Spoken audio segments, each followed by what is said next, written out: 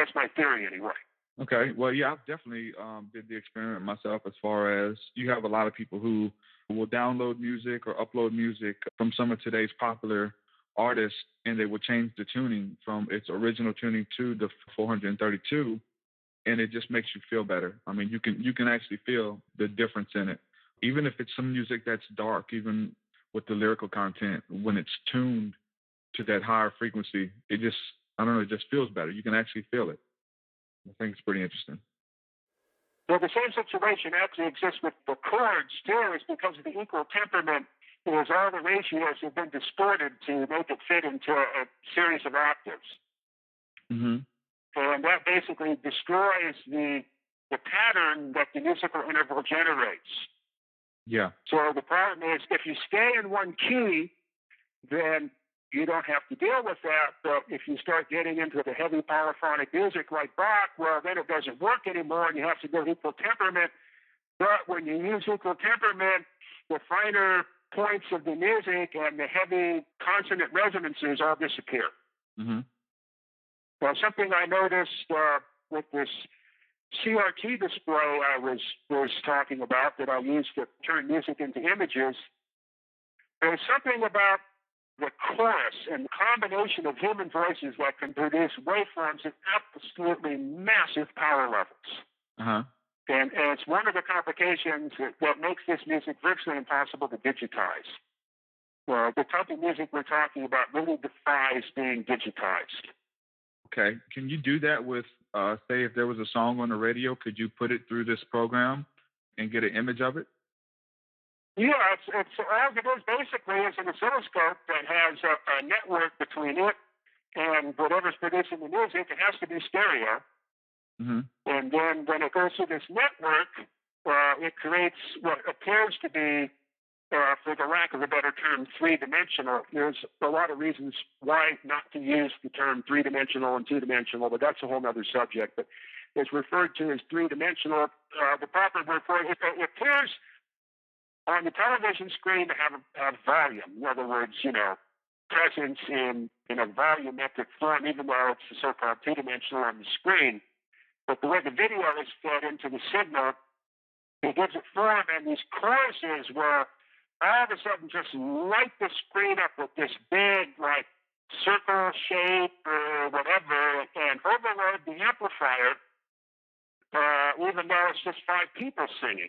And this early, very early church mode music, you can find recordings of it. One of the most foremost composers is a person named Thomas Tallis.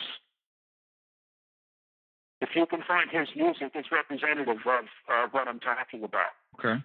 Because in the human voice, there is no equal temperament. Because we can scale or move our voice continuously. There's no quantified or quantum steps like there is on a keyboard or when you're using some instrument that has, keys or levels on it.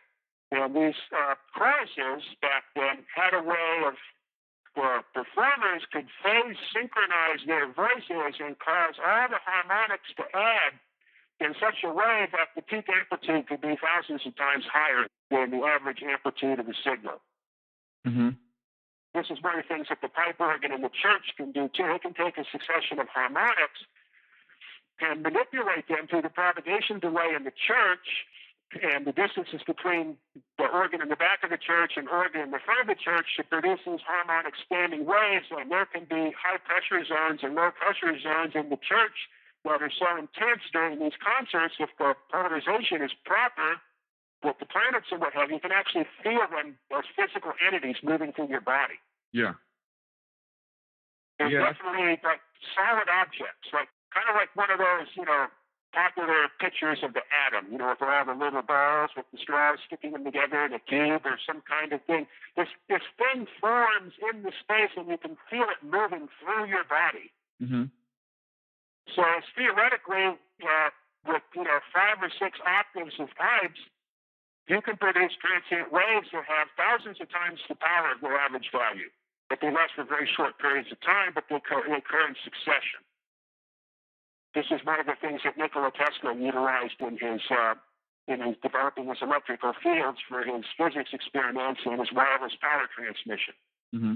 We're not dealing with sine waves in a situation like that all the time, but we're dealing with these these odd harmonic waves, the situation can be at rest for a substantial portion of the cycle, and then all of a sudden, at 0 degrees or 180 degrees, all the harmonics all of a sudden all add up into a giant peak, and then it goes away in a fraction of a microsecond, and then the rest of the cycle is dead. Even though that cycle is filled with 100 harmonics that have a definite amplitude, during that cyclic interval, when they are put all together, they completely cancel each other out into that one instant, and then they add into a massive quantity, and then they disappear again. Mm-hmm. So it's kind of a fascinating experimental thing in electricity to get these waveforms that this produces, and this is part of how the church and organ music system works. Yeah. Well, let me run this by you. You mentioned the body vibrating and feeling things moving through your body, doing different things. You used the word entities as well. Whenever you mention this, my mind, being a spiritual person, goes straight to the Kundalini awakening experience and the infilling or baptism of the Holy Spirit experience, where they literally start vibrating. They literally begin to sweat. They begin to cry, have a joyous feeling, and feel like all the negative things they've done in their life, all the negative baggages that they've been experiencing are just erased after having this one experience. And their whole body begins to literally vibrate very fast. Is there any way we can link this together, or there's like a scientific method behind this, or is this something that's just a spiritual experience? Well, it kind of gets hard to say. I mean, I can understand it on a musical level, but on that level, the ether theory and the electrical principles don't carry through that well. Mm-hmm.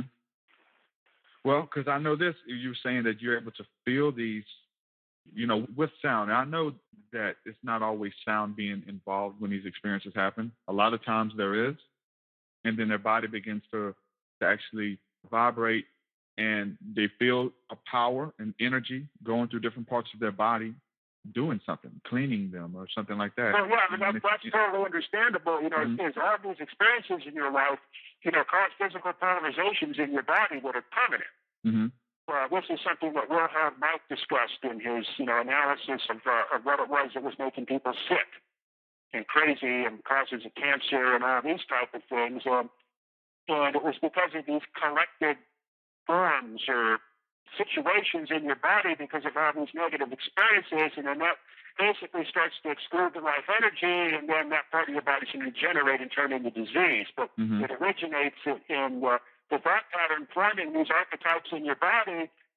But from the electromechanical standpoint, from what we've just been talking about, the experiments I've been doing and the things that you've made mention of, it's music as a means to erase these things. Mm-hmm. Just like you take a magnet and wave it over, a piece of recording tape, and the information on it's gone. Yeah, this and I think it's tying in with everything we're talking about. And someone has a question, and I think you might have answered it as well. Talking about any insight relating to frequencies that kill viruses. And I think this is the same thing we're talking about right now, whether it's this negative or harmful things in your body that you may be able to find healing from. Well, this was actually developed and engineered by a medical doctor named Royal Rife. Mm-hmm. And today, all that information is all distorted and turned into something that has no relation to his work, which is typical, just like with Tesla and everybody else. So whatever you hear with the name Rife on it is most likely to have no relation. But what Rife did, I physically, held these apparatus in my hand, so I know the principles of operation. Is he adapted a Tesla X-ray tube connected to a Tesla transformer, and then the Tesla transformer was excited by a small AM radio transmitter, and that would produce the Tesla beam that would penetrate the body and electrostatically cause mechanical actions on the viruses and things inside the body on a very minute level.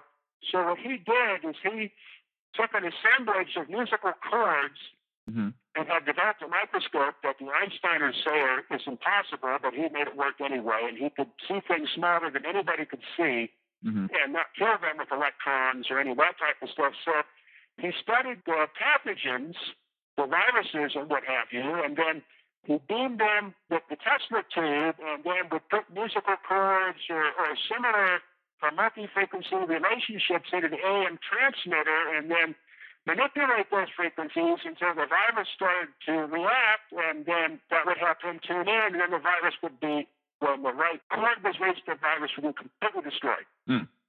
So he came up with a frequency log to figure this out, and he started eradicating cancer with it. So in response, the American Medical Association was formed under the direction of Morris Fishbein, and they destroyed the life of Dr. Life.